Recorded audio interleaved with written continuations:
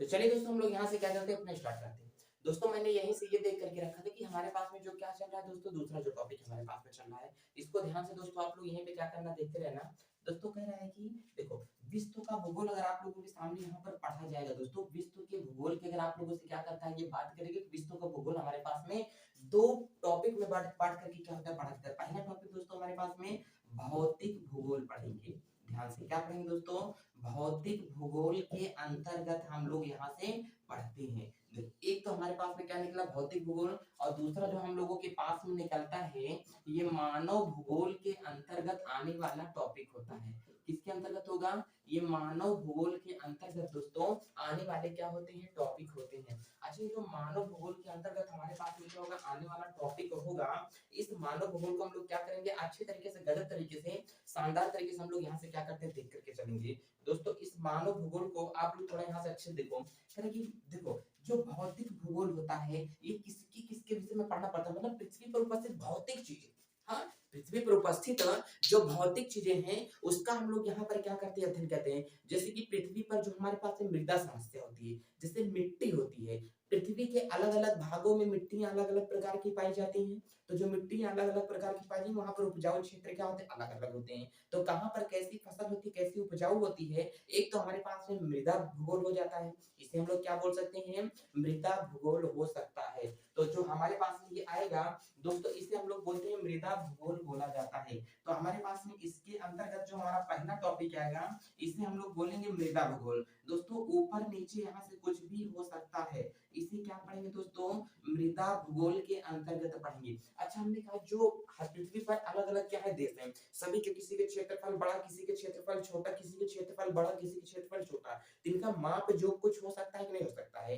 तो इसे क्या करते हैं, भूगणितीय विश्व भूगोल बोलेंगे। क्या बोलेंगे, इसे हम लोग यहाँ पर बोलते हैं भूगणितीय, क्या बोलते हैं इसे, भूगणितीय, और भूगोल के अंतर्गत इसे क्या किया जाता है, मापा जाता है। एक तो यहाँ से हो लिया जाता है क्या होगा, भूगणितीय भूगोल हो जाता है। अच्छा, और थोड़ा सा आप लोग ये सोच करके चलो, जो भूगणितीय हमारे पास में भूगोल था, क्या यहाँ पर जो अलग अलग देश की जलवायु अलग अलग प्रकार से हो सकता है। कहते हैं कि यहाँ का हवा पानी अच्छा नहीं है, तो सभी देशों की जलवायु क्या हो सकती है, अलग अलग प्रकार की हो सकती है। तो जलवायु भूगोल को हम लोग यहाँ से पढ़ के चलेंगे। तीसरा यहाँ हमारे पास में क्या होता है, जल वायु भूगोल के अंतर्गत हम लोग यहाँ से क्या पढ़ेंगे, पढ़ करके चला जाता है। अच्छा, अब कह रहा है कि जो हमारे पास में जलवायु भूगोल होगा, क्या सभी के जगह का पर्यावरण अलग अलग होता है कि नहीं होगा। ठीक है, तो हम लोग यहाँ से ये देख करके चलेंगे कि पर्यावरण भूगोल हम लोग यहाँ से देख करके चलेंगे। देखो अगला टॉपिक हमारे पास में यहाँ पे क्या होता है,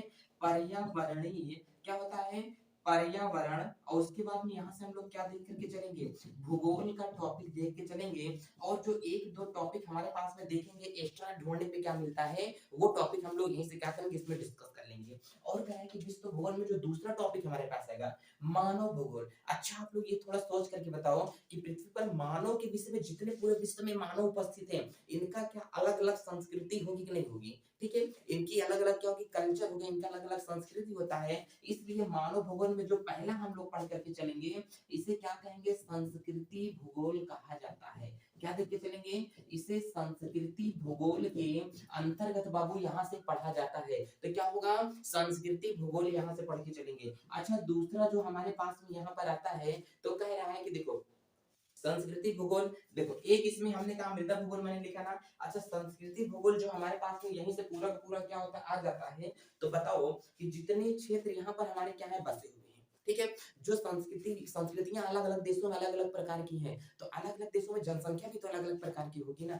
तो इसे मानव भूगोल के अंदर जो हम लोग पढ़ेंगे, जनसंख्या भूगोल। क्या पढ़ करके चलेंगे दोस्तों, जनसंख्या, और उसके बाद में यहीं पे क्या पढ़ेंगे, भूगोल के अंतर्गत पढ़ेंगे। इसे हम लोग क्या पढ़ेंगे, जनसंख्या भूगोल के अंतर्गत यहाँ से टॉपिक क्या किया जाएगा, पढ़ा जाता है। और तीसरा टॉपिक हमारे पास में जो आएगा, तो कहीं के क्षेत्रफल बड़ा, कहीं के क्षेत्रफल क्या होगा छोटा होगा, तो छोटे छोटे प्रदेश होंगे। तो इन प्रदेशों में क्या कैसे होने वाला है, इसे हम लोग किसके अंतर्गत पढ़ते हैं, प्रादेशिक भूगोल के अंतर्गत चीजें हम लोग क्या करेंगे, पढ़ करके यहाँ से चला जाता है। अच्छा, एक यहाँ से क्या होगा, प्रादेशिक, ठीक। अब हमने कहा जो छोटे छोटे एरियाज है, छोटे छोटे क्या है, देश है या बड़े देश है, सभी देश हैं, तो इनकी इकोनॉमी कितनी है, ठीक है, इनकी आर्थिक व्यवस्था को भी हम लोग पढ़ के चलेंगे। तो इसलिए हम लोग यहाँ पर ये पढ़ेंगे, आर्थिक भूगोल के अंतर्गत क्या किया जाएगा, पढ़ा जाएगा। तो ये विश्व भूगोल में लगभग ऊपर ऊपर की सभी चीजें हम लोग यहाँ से विवरण मैंने देख लिया,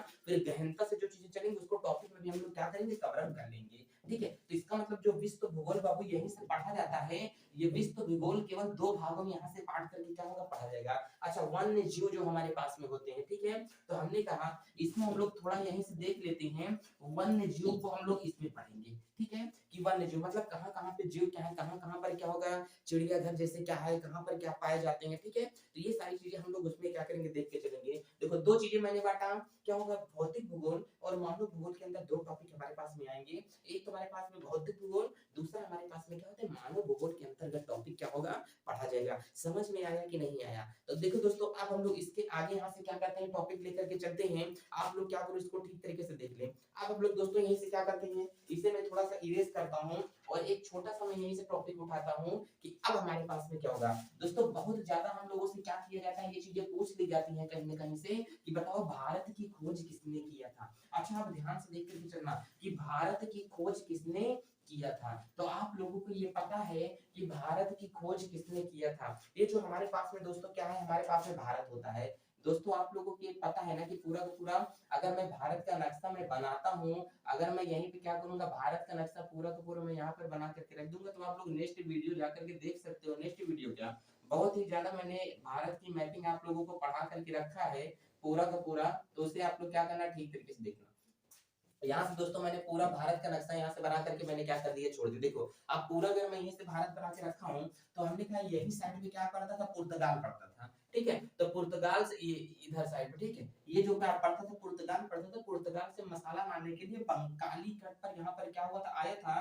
तो काली तट पर सबसे पहले कौन आया, मसूली वो हमारे पास में काली तट पर वास्को डी गामा आया था। किसने आया था, वास्को डी गामा सबसे पहले भारत में यहीं पर क्या किया था, पहुंचा था। इसके पहले भी निकल पड़े थे बहुत सारे लोग, ठीक है, जो बहुत सारे लोग इसके पहले यहाँ से क्या हुए थे, जब निकल पड़े थे आकर के, तो इसके पहले उन्होंने क्या किया, सारी चीजें यहाँ से बताया। अब बोले कि तो सबसे पहले इंडिया ना आकर के वो क्या किए, इधर घूम गए थे, तो वहां पर उनको ये मिला कि मतलब वो पहले बोले कि हाँ ये भाई इंडिया है, इंडिया है, इंडिया है, ठीक है, बोले कि सेम इंडिया के जैसे ही वहां पर मसाले वगैरह क्या किए थे, मिल गए थे।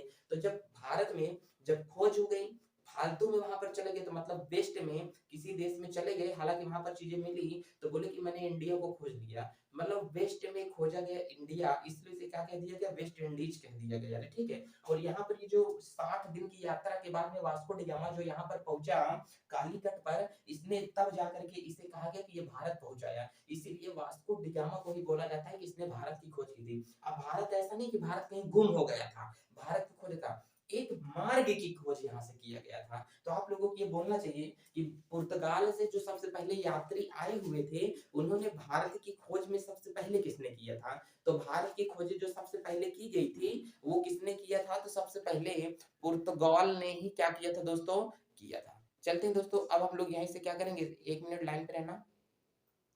चलो तो अब हम लोग यहीं से दोस्तों पूरा का पूरा टॉपिक आगे लेकर के चलते हैं। तो समुद्री मार्ग के द्वारा भारत की खोज किसने की थी, तो ऐसा कह सकते हैं कि समुद्री मार्ग के द्वारा भारत की खोज वास्को डी गामा ने किया था। कब किया था, 1498, कितने दिन यात्रा के बाद में, 60 दिन की यात्रा के बाद में। चलिए दोस्तों, अब हम लोग यहाँ से आगे का टॉपिक देखते हैं कि हमारे पास में अब आगे का टॉपिक क्या होने वाला है। चलिए, तो अब यही बताया कि दोस्तों हमारी हेडिंग क्या होगी आगे, विश्व में प्रमुख देशों के खोजकर्ता। अच्छा ध्यान से देखना, इसका मतलब यहाँ पर देशों की खोज करता मैं यहाँ पर बना देता हूँ, ये आप लोगों के लिए पढ़ना और समझना बहुत ज्यादा जानकारी है। देशों के, और यहाँ पर मैं बताता हूँ कि क्या होगा, खोजकर्ता होता है। खोजकर्ता, भारत कहीं खो नहीं गया था, भारत कहीं खो नहीं गया था, बशर्ते उसे क्या कर दिया गया था, थोड़ा सा ढूंढा गया था, थोड़ा सा अपना बनाया गया था, थोड़ा सा मिलाया गया था, एक रास्ते की खोज की गई थी। अगर मैं बोल दूं ध्यान से, मुझे मेरी ससुराल मिल गई, ठीक है, मैं बोल दूं मुझे मेरी ससुराल मिल गई, क्या मेरी ससुराल कहीं गुम हो गई थी क्या, हाँ, क्या मेरी ससुराल कहीं गुम हो गई थी, ना जी, कहीं गुम नहीं हुई थी, बशर्ते कि मैं वहां पे पहुंचा ही नहीं था। हजार बार मैं उस रास्ते के चक्कर लगा चुका हूँ, लेकिन मुझे नहीं पता था कि ये मेरी क्या है ससुराल है। हालाँकि बहुत सारे ऐसे लड़कों के साथ में हुआ होगा, ठीक है? हजार बार उधर ही आ जाते हैं, लेकिन ये पता ही नहीं है कि भाई क्या होगा आगे चल के हमारे पास में क्या होगा, हमारी ससुराल नहीं आने वाली है। तो चलिए दोस्तों, अब यहीं से मैं क्या करता हूँ, थोड़ा-सा आगे स्टार्ट करता हूँ। तो क्या है कि विश्व में प्रमुख देशों की क्या होंगी दोस्तों, यहीं से क्या होते हैं, खोजकर्ता होते हैं। अच्छा दोस्तों, यहाँ से अगर मैं इसकी जिक्र अगर मैं यहाँ से करता हूँ, तो आप लोग थोड़ा-सा इन चीज़ों को क्या करना, समझ के चलना अच्छे तरीके से। दोस्तों ध्यान देना।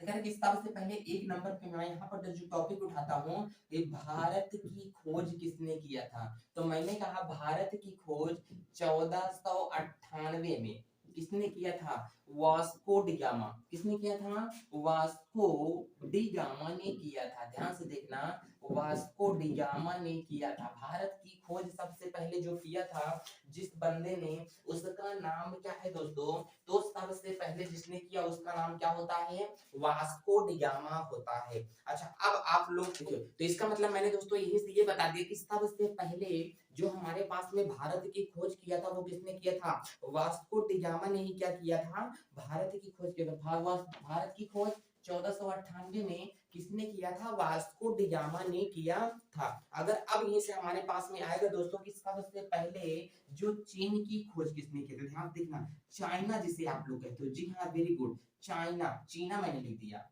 ठीक है। चीन की खोज सबसे पहले किसने किया था, तो कह रहे हैं कि 1272 में। किसने किया था, 1272 में मार्को पोलो ने किया था। किसने किया था, मार्को पोलो ने चीन की खोज की थी। अच्छा ध्यान से देखना, सबसे पहले चीन की जो खोज किया गया था वो किसने किया था, मार्को पोलो ने किया था। अच्छा अब अगर यहीं से आप लोगों से बोलेगा कि दक्षिण, ध्यान से देखना, अगर आप लोगों से ये पूछेगा कि दक्षिण भारत की खोज किसने किया था, ठीक है, तो आप लोगों को यहाँ से बोलेगा कि दक्षिण भारत की खोज। ध्यान से, अगला अगर यहाँ से पूछेगा दक्षिण भारत, ध्यान से, अगर पूछेगा दक्षिण भारत की खोज किसने किया, तो हम लोग ये बोल सकते हैं 1440 में निकोलो डी ने किया था। किसने किया, 1440 में निकोलो डी ने किया था। चलो एक तो हमारे पास में ये हो गया कि 1440 में किसने किया, निकोलो डी ने। दक्षिण भारत की खोज किसने किया,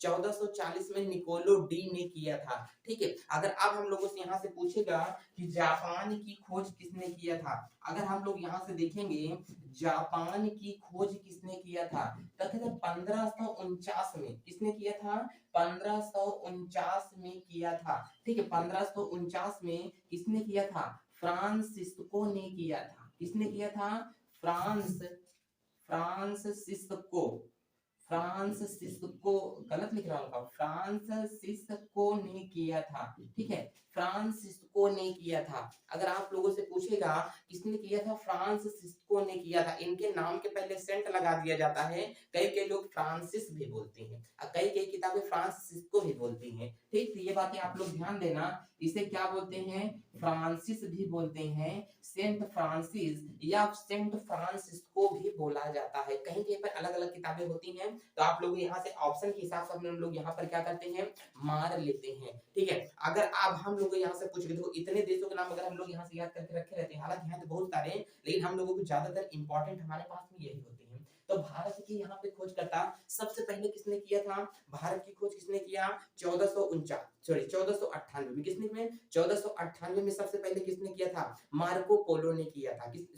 किसने, वास्को डी गामा ने। वास्को डी गामा ने 1498 में भारत की खोज किया था। चाइना की खोज किसने किया था, तो कह रहे कि 1272 में। किसने किया था, 1272 में मार्को पोलो ने किया था। किसने किया था, 1272 में मार्को पोलो ने किया था। अगर दक्षिण भारत की खोज किसने किया था, तो 1440 में निकोलो डी ने किया था। दक्षिण भारत की खोज किसने किया, 1440 में निकोलो डी ने किया था। जापान की खोज किसने किया था, 1549 में फ्रांसिस्को ने किया था। ये तो सेंट फ्रांसिस ने किया था, सेंट फ्रांसिस या फ्रांसिस्को ने किया था। अगर यहाँ पर चलो इतना जापान तक ही तो हम लोग यहाँ से देखे हैं, तो आगे देखो भारत के देशों की क्या होगा खोजकर्ता, यहाँ पर भारत के क्या, ये एशिया के खोजकर्ता हमारे पास में होते हैं, ठीक है। चलो अब अगर आगे हम लोग यहीं से देख करके चलेंगे कि आगे हम लोगों से क्या पढ़ने वाले हैं, तो एक आगे हम लोग छोटी सी जानकारी लेने वाले हैं। वो कह रहा है कि देखो जितने स्थल भारत में हैं, ध्यान से देख करके चलना, कह रहा है कि जितने स्थल हमारे पास में हैं, ठीक है। अब स्थलों के बीच की जो बाउंड्री है उसे हम लोग क्या बोलते हैं,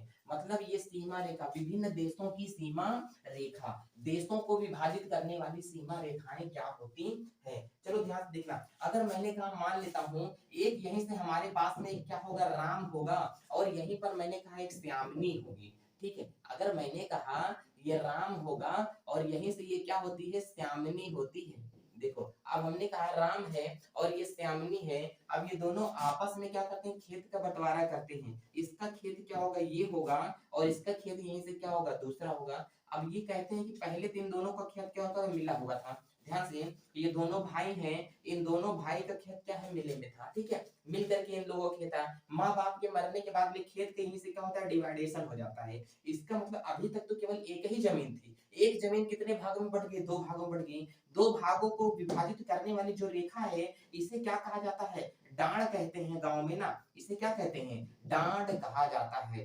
डांड कहा जाता है। क्या बोलेंगे, इसे डांड कहा जाता है। गांव में क्या बोलते हैं, डांड कहा दिया जाता है। इसका मतलब जो बाउंड्री सीमा रेखा है, दो स्थलों को जो यहाँ से क्या कर रहा है, विभाजित कर रहा है कि इस देश की सीमा रेखा ये, इसके पार तुम्हें नहीं जाना है, इसके पार तुम्हें नहीं जाना है। वो उन स्थलों को हम लोग क्या किए हैं, पढ़ने वाले हैं। ध्यान से देखना, अगर आप लोगों को कभी भी ऐसी चीजों का समस्या का सामना करना पड़ता है कि स्थलों के बीच की यहाँ पर खींची गई सीमा रेखा, हेडिंग हम लोगों की क्या है, स्थलों के बीच की खींची गई सीमा रेखा हम लोग पढ़ करके चलेंगे। ठीक है, कि मतलब जितने पृथ्वी में क्या है, स्थान है भाई, इन लोगों को अलग देशों के बीच, देशों को विभाजित करने वाली। अच्छा ये बताओ, आप लोग ये जानते हो ना कि हमारे पास में ये पूरा का पूरा क्या होता है, इतना अगर ये हमारे पास में यहाँ से मैंने भारत बना दिया, देखो अगर यहाँ से मैंने क्या कर दिया, भारत अगर मैंने पूरा पूरा यहाँ से बनाकर रख दिया, अब आप लोग ये जानते हो ना इधर पूरा का पूरा क्या होगा, पाकिस्तान होगा।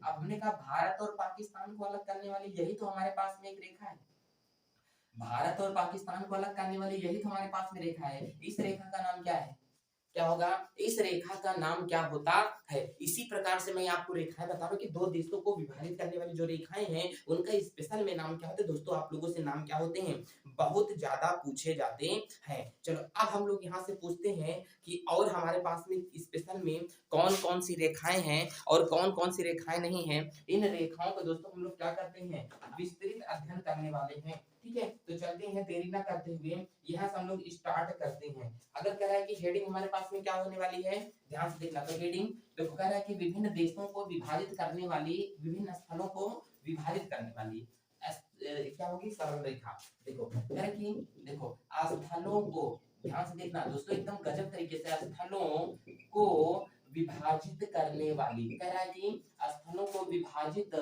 करने वाली सीमा रेखा, स्थलों को विभाजित करने वाली सीमा रेखा यहाँ से हम लोग पढ़ने वाले हैं। चलो स्थलों को विभाजित करने वाली जो हमारे पास में सीमा रेखा है दोस्तों, कह रहा है कि यहाँ से हम लोगों से अगर स्थलों को विभाजित, देखो पहला क्वेश्चन जो हमारे पास में पूछा गया है, कह रहा है कि हिंडनबर्ग रेखा किसे कहा जाता है। तो ध्यान देखना, हिंडनबर्ग रेखा पहला पूछा गया हम लोगों से। देखो पूछे पूछे क्वेश्चन ही मैं यहाँ से उठा रहा हूँ, ध्यान से कह रहा है कि ध्यान से हिंडन वर्ग रेखा, देखो हिंडनबर्ग रेखा किसे कहा जाता है। तो दोस्तों हिंडनबर्ग रेखा वह रेखा हमारे पास में होती है जर्मनी तथा पोलैंड को अलग करने वाली। ध्यान से देखना, जर्मनी तथा पोलैंड को अलग करने वाली एक हमारे पास में देश क्या होगा दोस्तों, ये होगा जर्मनी होगा, और हमने कहा एक देश हमारे पास में दोस्तों ये क्या होगा, पोलैंड होगा। इसे हमने यहीं से बोल दिया ये कैसा देश होता है, जर्मनी होता है, और हमने कहा ये कैसा होता है, पोलैंड होता है।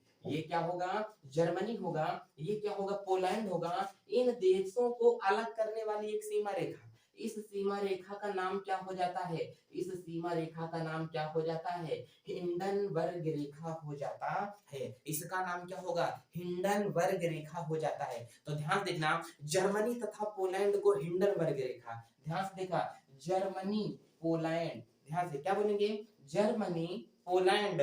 देखो जर्मनी मतलब क्या होगा, जरा जरा कहीं से समझ में आता है, क्या होगा, जर्मनी कहीं से जरा जरा समझ में, बर्तन क्या होता है, बहुत ज्यादा जल जाता है, खाना बनाते तो बर्तन क्या होता है, जल जाता है। ठीक है, खाना बनाते तो बर्तन बहुत क्या होता है, जल जाता है। जब बर्तन जल जाएगा, कुकर हो तो उसमें हम लोग पोल डालेंगे, पोल डाल के उसको क्या करेंगे, हिलाएंगे। क्या करेंगे, हिलाएंगे मतलब हिंडन करेंगे, हिंडन करेंगे, हिलाएंगे हिंडन करेंगे। हिंडन मतलब क्या होगा, हिंडन वर्ग रेखा। बर्तन जल गया, उसमें हमने पोल डाला, पोल डाला मतलब पोलैंड। अब पोल डाल के क्या करेंगे, हिलाएंगे, हिला करके वहीं से क्या कर देते हैं, हिंडन वर्ग रेखा निकल के चली जाती है। तो ध्यान देना इस कॉन्सेप्ट को, हिंडन हिंडन वर्ग रेखा जो हमारे पास में थी। हिंडन मतलब क्या होगा, जर्मनी, जरे हिंडन हिलाना, हिंडन मतलब हिलाना। इतना आप लोग याद करके रखो बस, हिंडन मतलब हिलाना, हिंडन वर्ग रेखा, हिंडन वर्ग रेखा। हिंडन मतलब हिलाना। क्या हिला रहे थे, बर्तन में पोल डाल करके हिला रहे थे। क्या कर रहे थे, बर्तन में पोल डाल के हिला रहे थे, वह चीज जल जाते हैं उसको छुड़ाने के लिए। ठीक है, घर में हम लोग रूम पे रहते हैं तो भाई अगर बर्तन वगैरह जल जाता है, हम लोग क्या कलछुल वगैरह डाल करके उसमें क्या करते हैं, चावल वगैरह क्या जो जल जाता है उसको क्या करते हैं, निकालते हैं, नहीं निकालते हैं,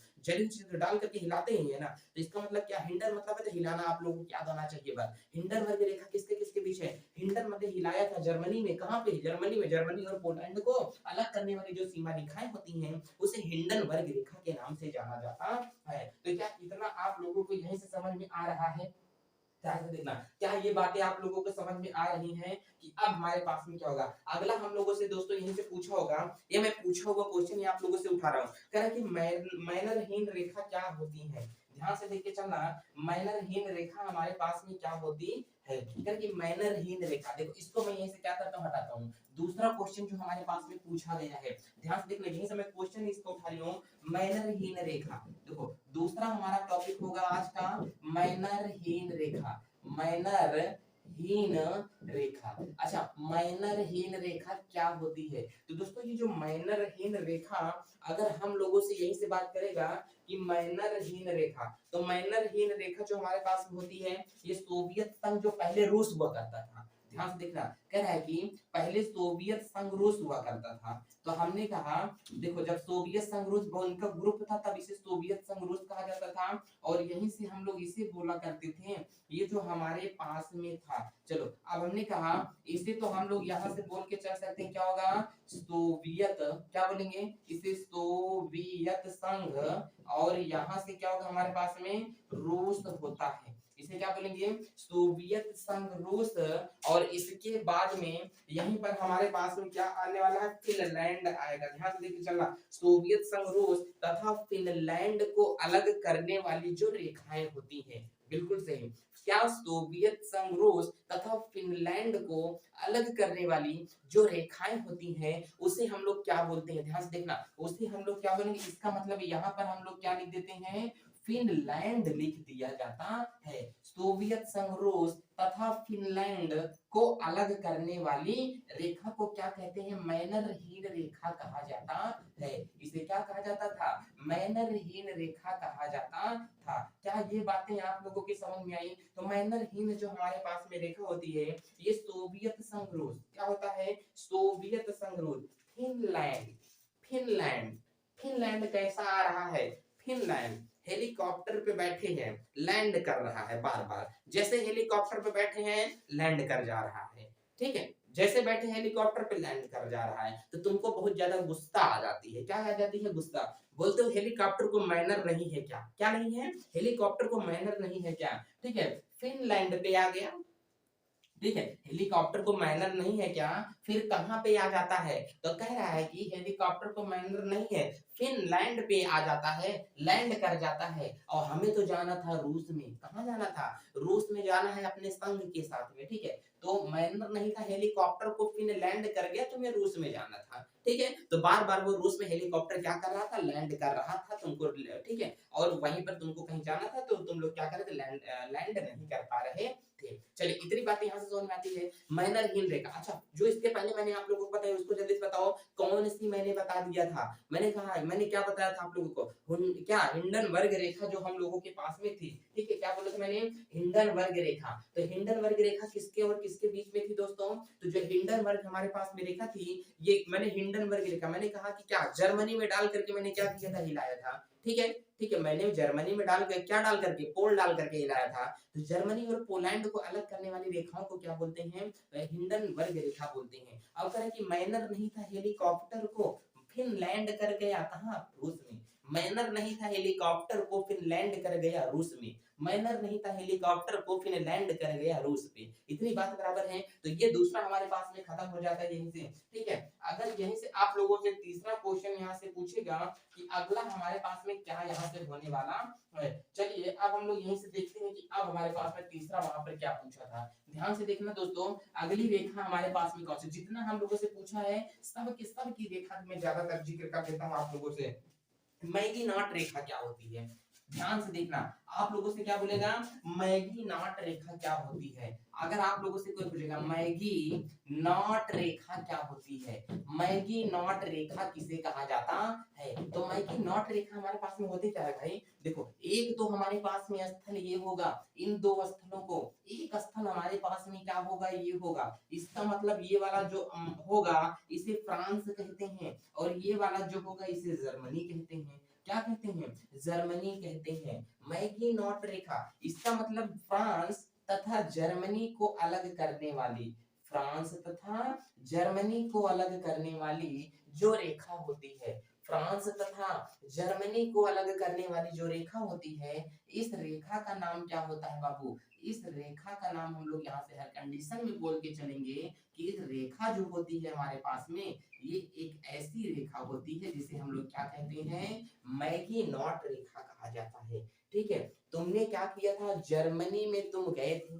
ठीक है, ध्यान से देखना, जर्मनी का मतलब जरा हुआ, क्या जरा हुआ था, ध्यान से देख करके चलना। आप लोग जानते हो कि फ्रांस में एक भी मच्छर नहीं पाए जाते हैं। ऐसा कौन सा देश है जहां एक भी मच्छर नहीं पाया जाता है, मतलब साफ सुथरा है क्या बहुत ज्यादा, वहां पर ये मच्छरों की पैदावार ही नहीं होती है। ठीक है, अच्छा ध्यान से अब देखो, अच्छा लोग कहते हैं ना, अच्छा मेरे दिमाग में एक बातें नहीं समझ में आती हैं, आप लोग चाहे तो बताना। जो लोग मुर्गा वगैरह क्या करते हैं, खाते हैं, जो अंडे वगैरह खाते हैं, वो लोग उनसे पूछो तो बहुत ज्यादा सॉल्यूशन देते हैं। वो लोग सॉल्यूशन इसलिए वो लोग ज्यादातर देते हैं, नहीं पूछनी चाहिए, किसी को खराब लग सकती है बातें।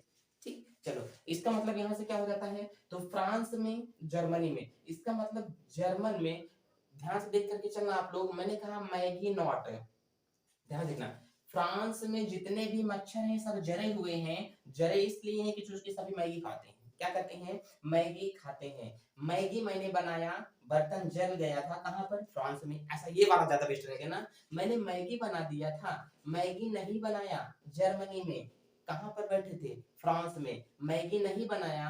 ठीक है, अच्छा ऐसा याद करो यार, मैगी बना दिया जर्मनी में, और वो कहां पर बैठ करके, फ्रांस में। मैगी बनाया बर्तन जर गया, जर गया मतलब जर्मनी, मैगी बनाया बर्तन जर गया मतलब जर्मनी, कहां पर बैठ करके बनाए थे, फ्रांस में बैठ करके बनाए थे। मैगी बनाया बर्तन जर गया, मैगी बनाया मतलब मैगी नॉट रेखा, मैगी बनाया मतलब Maggi not Rekha, Maggi not Rekha, Maggi not Rekha. अच्छा मैंने कितनी रेखाओं को आपसे जिक्र किया, तो इसको मैं मिटा करके थोड़ा सा आप लोगों से जिक्र कर लेता हूँ कि कितनी कितनी रेखाओं को मैंने यहाँ से जिक्र किया है। देखता हूँ आप लोगों को याद है कि नहीं, मेरे साथ साथ बोलते चलना दोस्तों, आप लोग भी, क्या सारी चीजें आपको क्लियर है कि नहीं है। ठीक है, ध्यान से देखना सारी चीजें। तो पहली रेखा मैंने आप लोगों को क्या बोला, हिंडनबर्ग रेखा, क्या बोला, हिंडनबर्ग रेखा। अब कह रहा है कि हिंडनबर्ग रेखा किसके किसके बीच में है। दूसरा मैंने आप लोगों को जो बताया था, दूसरी रेखा का नाम हमने आप लोगों से क्या लिया था, मैनरहीन रेखा। क्या बोला था, मैनरहीन रेखा का नाम मैंने लिया। और तीसरी का नाम मैंने यहीं से ले लिया था, मैगी नॉट रेखा। क्या बोला था यहीं से, मैगी नॉट रेखा का मैंने नाम लिया। नाम पहले से नहीं याद रहेगा, नाम देखोगे तो नाम आप लोगों को याद हो जाएगा, इस बात की मेरी गारंटी है। अच्छा हिंडनबर्ग रेखा, हिला दिया था, हिंडन देखो हिला देना तुरंत याद आना चाहिए। क्या हिला देना याद आना चाहिए, जरा हुआ मतलब जर्मनी, जरा हुआ मतलब जर्मनी। और किसको, पोल डाल के हिलाया था, इसका मतलब पोलैंड। यहां से मैंने क्या बोला, जर्मनी और पोलैंड को मैंने डाल करके क्या किया था, हिलाया था। पोल डाल करके जर्मनी को हिला दिया, पोल डाल के जर्मनी को, जरा हुआ बर्तन था, पोल डाल के हिला दिया मैंने। अब कह रहा है कि मैनरहीन रेखा क्या होती है, मैनरहीन रेखा हमारे पास में क्या है, मैनर नहीं था हेलीकॉप्टर को, क्या मैनर नहीं था हेलीकॉप्टर को फिनलैंड कर गया, कहां पे, रूस में। ठीक है, मैनर सोवियत संघ रूस, सोवियत संघ रूस, एसएसआर। और कह रहा है कि ये किसको, यहाँ पर मैनर नहीं था, इसका मतलब कह रहा है कि फिनलैंड, इसका मतलब यहाँ पर क्या था, फिनलैंड कर जा रहा था। क्या कर जा रहा था, लैंड कर जा रहा था। तो एसएसआर और फिनलैंड करके मैगी नॉट, मैगी बनाया कहां पे, मैगी बनाया जल गया, कहां पे जल गया, फ्रांस में जल गया। इसका मतलब यहां से मैंने बोला क्या था, फ्रांस था, और यहीं से क्या था, जर्मनी था। क्या था, फ्रांस था, और यहीं से क्या था, जर्मनी था। ये चीजें क्या आप लोगों को समझ में आ रही है, फ्रांस और जर्मनी की चीजें यहाँ से हमारे पास में समझ में आ जाती हैं। अब हम लोग यदि यहीं से आगे देख करके चलते हैं कि अब हमारे पास में क्या होने वाला है, चलिए इसी को हम लोग यहीं से क्या करते हैं, आगे मिटा देते हैं। ठीक है, अब तीसरा टॉपिक दोस्तों जो हम लोग यहीं से हटाते हैं, ये कौन सी बात आती है और कौन सी रेखा होती है। चलो अब हम लोग यहाँ से क्या करते हैं, अगला हम लोग यहाँ से देख करके चलते हैं कि अगला हमारे पास में क्या टॉपिक आने वाला है।